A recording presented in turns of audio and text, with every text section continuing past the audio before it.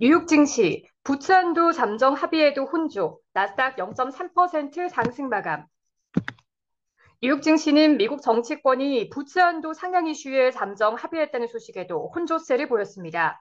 30일 뉴욕 증권거래소에서 다우존스 30 산업평균 지수는 전장보다 50.56포인트, 0.15% 하락한 33,042.78로 거래를 마감했습니다. 스탠더드앤드푸어스 S&P 500 지수는 전장보다 0.07포인트, 0% 오른 4,205.52로 나스닥 지수는 전장보다 41.74포인트, 0.32% 상승한 13,017.43으로 장을 마쳤습니다. 투자자들은 전날 메모리얼데이 연휴 후 첫 거래에서 부츠 한도 이슈와 엔비디아 주가 상승 등을 주목했습니다. 조 바이든 미국 대통령과 케빈 메카시 하원 의장이 주말 동안 부츠 한도 상향 문제에 잠정 합의했다는 소식이 나오면서 투자 심리가 개선됐으나 법안 처리에 진통이 예상되며 증시는 오름폭을 낮췄습니다. 다만 엔비디아의 주가 상승으로 기술주들은 여전히 강세를 보였습니다. 백악관과 공화당 지도부는 2년간 부채 한도를 상향하는 대신 같은 기간 정부 지출에 제한을 두기로 합의했습니다. 오늘 5일 연방정부의 현금 소진일인 엑스데이트를 앞두고 합의안이 나오면서 투자자들은 일시 안도했습니다. 그러나 법안 통과에 난항이 예상되는 데다 공화당 강경파들의 목소리가 커지면서 시장의 우려가 커지고 있습니다.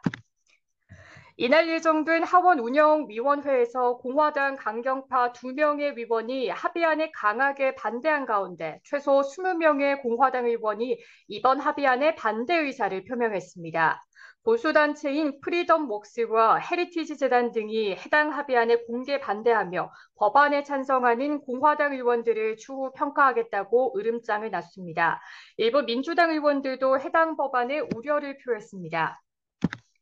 이날 공개된 하원 임시 일정에 따르면 합의안을 정리한 재무 책임 법안에 대한 하원 표결은 31일 오전 8시 30분경으로 예정돼 있습니다.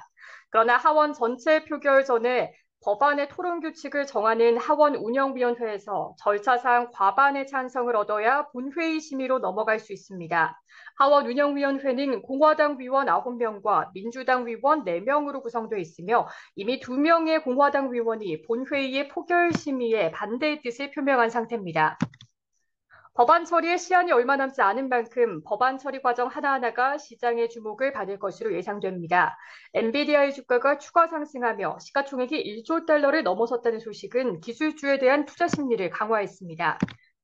엔비디아는 최근 실적 발표 이후 인공지능 관련 수혜주를 동반 끌어올리고 있습니다. 엔비디아 주가는 3%가량 올랐으며 장중 시가총액이 1조 달러를 넘어섰습니다.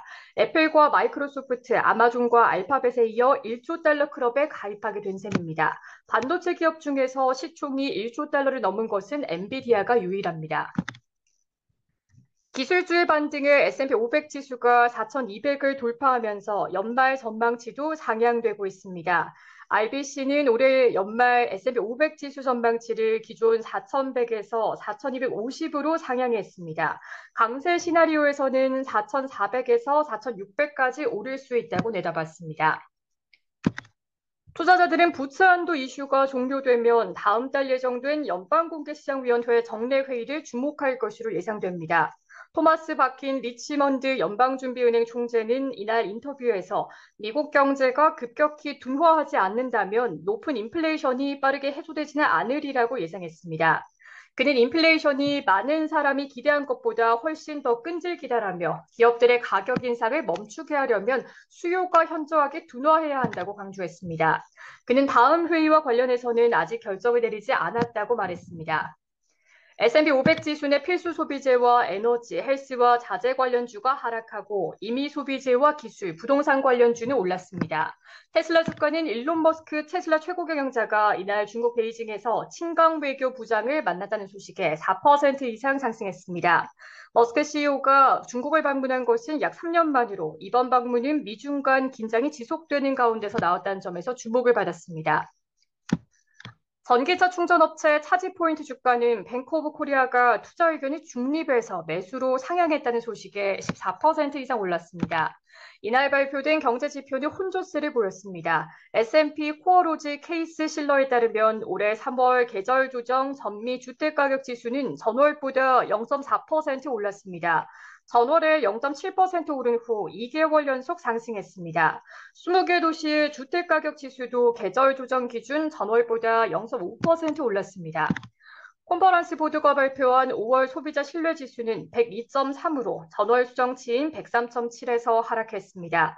이는 6개월 만의 최저 수준입니다. 5월 기대 지수도 71.5로 직전 71.7보다 약간 내렸습니다. 소비자들의 소비 심리와 향후 여건에 대한 기대가 전날보다 부진해졌다는 의미입니다. 뉴욕 증시 전문가들은 부채 한도 합의안이 완전히 처리되기 전까지는 관망세를 유지할 것으로 예상했습니다.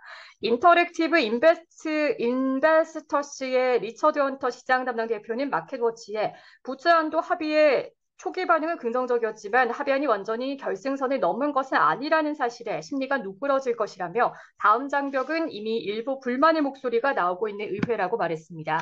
그는 최종 합의에 도달할 때까지 시장의 현상 유지 패턴을 재개할 것 같다라고 말했습니다. 글렌메드 인베스트먼트 매니지먼트의 알렉스 아타나시우 포트폴리오 매니저는 기술주가 은행 위기로 인해 안전자산처럼 거래되고 있다고 말했습니다. 시카고 상품거래소 패드워치에 따르면 연방기금 금리 선물 시장에서 마감 시점 연준이 6월 회의에서 금리를 동결할 가능성은 36.9%를, 금리를 0.25%포인트 인상할 가능성은 63.1%에 달했습니다. 시카고 옵션거래소 변동성 지수, 빅스 지수는 전장과 같은 17.46으로 마감했습니다.